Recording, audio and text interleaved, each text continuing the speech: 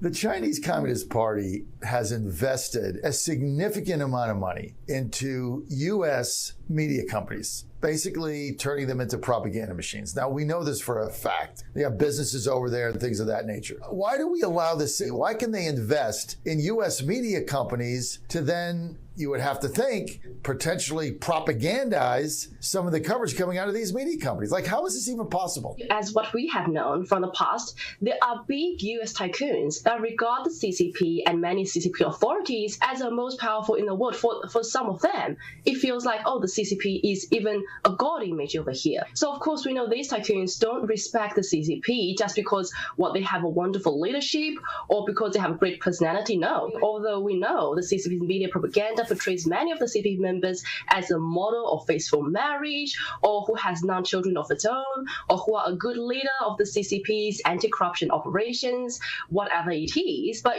based on our NFC's early revelations, this is truthfully just not the case. So the reasons are because the CCP can launder money and generate unimaginable profits, as they have no bottom line or even to say the basic morals. That's why it happens, because they think the way the CCP run the country is a way that they can borrow and copy to the United States. So these are the results. And like you have mentioned, to the media outlets, luckily we have platforms over here that we can speak our own thoughts, or we can share our own voices, especially for the people we know our voices would be suppressed by these suppression machines against the people's voices. But there are huge and mainstream US media outlets that have received millions of dollars from, for example, China Daily, a state-owned Chinese media bank, and they can publish CCP propaganda disguised as news articles.